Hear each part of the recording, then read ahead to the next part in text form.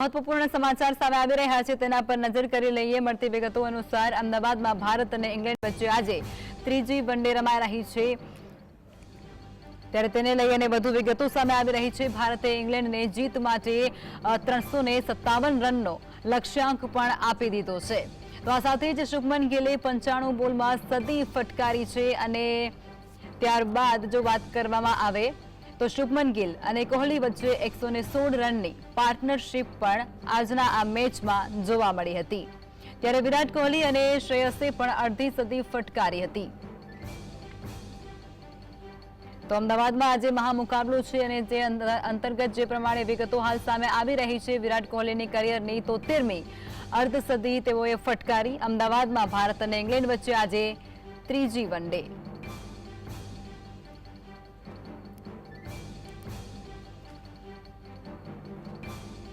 તો સંવાદદાતા પ્રવીણ જોડાઈ ચૂક્યા છે અમારી સાથે। પ્રવીણ, જે પ્રમાણે જે ખરાખરીનો જંગ હતો અને તે અંતર્ગત આજે ભારતે જે રનનો સ્કોર આપ્યો છે, પરંતુ જે ખેલાડીઓ જે રમવાના હતા અને જે આશા તેમના પર હતી, ક્યાંક ત્યાં તેઓ ખરા નથી ઉતર્યા તેવું પણ લાગી રહ્યું છે રોહિત શર્માને જોઈને। ઓવરઓલ ટીમનો ટોટલ મેટર કરે છે। કદાચ અપેક્ષા હતી કે રોહિત શર્મા એનું શાનદાર ફોર્મ કન્ટિન્યુ કરે, વિરાટ કોહલી એક સેટ થયા પછી મોટી ઇનિંગ રમે, 52 પર આઉટ થયો। એક્સપેક્ટેશન હતી કે એક સેન્ચુરી કદાચ આ યાદગાર ગ્રાઉન્ડ ઉપર ચેમ્પિયન્સ ટ્રોફી પહેલા જોવા મળે, પણ આઉટ એન્ડ આઉટ 50 ઓવરની ગેમમાં આ મેદાન પર જે એની કન્ડિશન્સ છે તે હિસાબથી એક મજબૂત ટોટલ અને ઇન્ડિયન બોલિંગ લાઇનઅપ માટે ડિફેન્ડ કરવા માટે એવું ટોટલ છે કે જ્યાં તમે થોડા પ્રયોગો કરો અથવા તો એકાદ સ્પેલ તમારો ખરાબ પણ પડે તો તમારી પાસે લૂંટાવા માટે થોડી રનની લક્ઝરી છે। પણ આજકાલનું ક્રિકેટ પણ ઓવરઓલ એટલું ક્વિક થઈ ગયું છે કે 300 સાડા 300 રન ચેસ પણ થાય છે સબકોન્ટિનેન્ટ અને સ્પેસિફિકલી ઇન્ડિયન કન્ડિશન્સમાં।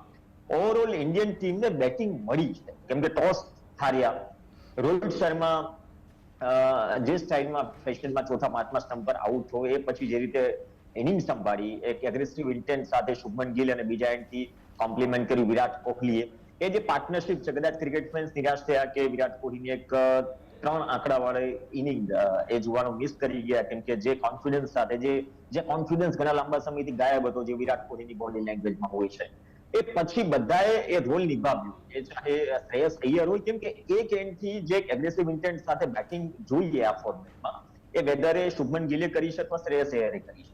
હાર્દિક પંડ્યા ચલી 10 ઓવરનો પેચ હતો, લાગતું હતું 275 થી 350 ની આસપાસ પહોંચીશું, તો એ પ્રોજેક્ટેડ ટોટલ 40 ઓવર પછી છેલ્લી 10 ઓવરમાં એ કમ્પ્લીટ થવો છે। છેલ્લે વિકેટ્સ પડવાની, જ્યારે વિકેટ્સ તમારા હાથમાં છે તો મોટા શોટ્સની લક્ઝરી છે, અને અહીંયા આ જે ટોટલ છે આઉટ એન્ડ આઉટ તમામ નામોએ એક્સેપ્ટ રોહિત શર્મા, ઘણી વખત જરૂરી નથી હોતું દરેક ગેમમાં રન થાય, પરંતુ રોહિત શર્મા પાસેથી અપેક્ષા હતી એટલા માટે થોડી નિરાશા છે। તો હવે ઇન્ડિયન ટીમ પાસે જ્યારે મોહમ્મદ શમીની ગેરહાજરી છે, હર્ષદીપ સિંહ, હાર્દિક પંડ્યા, હર્ષિત રાણા અને સ્પિન એટેકમાં જે વરુણ ચક્રવર્તીને આરામ અપાયો, કુલદીપ યાદવ, વોશિંગ્ટન સુંદર અને સાથે સાથે 3 સ્પિનર તમારી પાસે જે અક્ષર પટેલ, એક સારી વેરિએશન વાળી બોલિંગ લાઇનઅપ છે અને પૂરતો ટોટલ છે ડિફેન્ડ કરવા માટે। 3-0 ના વ્હાઇટ વોશ કરતા પણ સૌથી મોટી વાત એ છે કે આ પરિસ્થિતિઓમાં જ્યારે શમી કે બુમરાહ તમારી પાસે નથી ચેમ્પિયન્સ ટ્રોફીમાં, સોરી બુમરાહ નથી પણ શમી પણ ન હોય કદાચ, તો આ બોલિંગ લાઇનઅપ એક ક્ષમતા ધરાવે છે એની પરિસ્થિતિઓમાં કે આ ટોટલ 300 સવા 300 280 ડિફેન્ડ કરે કે નહીં। કદાચ એ જ પેટર્ન પર ઓવરઓલ ટીમ મેનેજમેન્ટ અને હેડ કોચ ગૌતમ ગંભીર કામ કરી રહ્યા છે, અને અહીંયા હાર-જીત તો મેટર કરે છે, બટ ઓફકોર્સ સિરીઝ આપણે જીતી ચૂક્યા છીએ, પરંતુ આ ટુર્નામેન્ટમાં પણ ઘણા બધા સવાલો હશે અથવા તો એ સવાલોનો જવાબ મળી જશે, બાકીની 50 ઓવરમાં ખબર પડી જશે।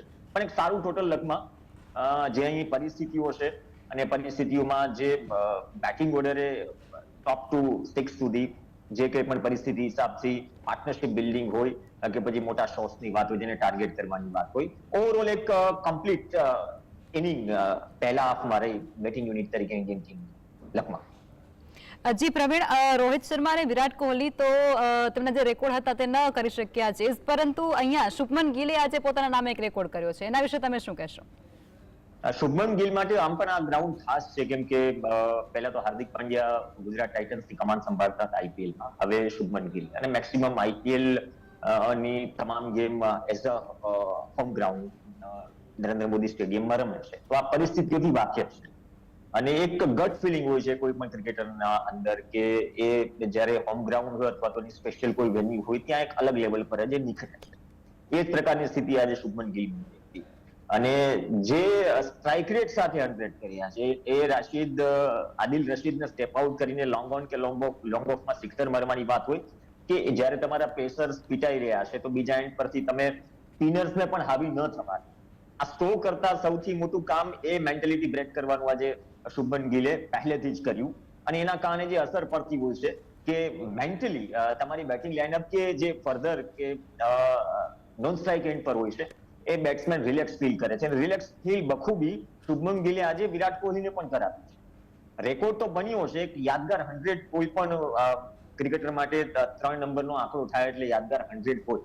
પણ એ સમયે યાદગાર 100 કે જ્યારે તમે ચેમ્પિયન્સ ટ્રોફીમાં જઈ રહ્યા છો તો આ ઘણું બધું મેટર કરશે રેકોર્ડ સાથે સાથે શુભમન ગિલ પાસે પણ 89 રન ખૂટી રહ્યા હતા. 14,000 વનડે રન પૂરા કરવામાં વિરાટ કોહલીને સહેજ માટે ચૂક્યો. 13 રનની આસપાસ માઇલસ્ટોન દૂર હતો રોહિત શર્મા 11,000 વનડે રન પૂરા કરવાથી.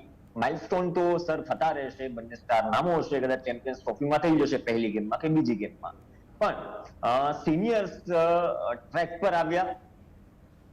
બીજા એન્ડથી એક મેચ્યોરિટી વાળી કે એગ્રેસિવ ઇન્ટેન્ટ વાળી ઇનિંગ જે યંગસ્ટર્સ માટે જોઈએ 50 ઓવરના ફોર્મેટમાં જે લોકો મેક્સિમમ T20 ક્રિકેટ રમે છે તો એ અગ્નિ પરીક્ષા હોય છે એ શુભમન ગિલ હોય કે અન્ય જે યંગ પ્લેયર છે વેધર એ શ્રેયસ અય્યર કેમ ના હોય એ તમામ માટે એ કદાચ એ પરીક્ષામાં ખરા ઉતર્યા છે લકમાં અને રેકોર્ડ સાથે ખરા ઉતર્યા.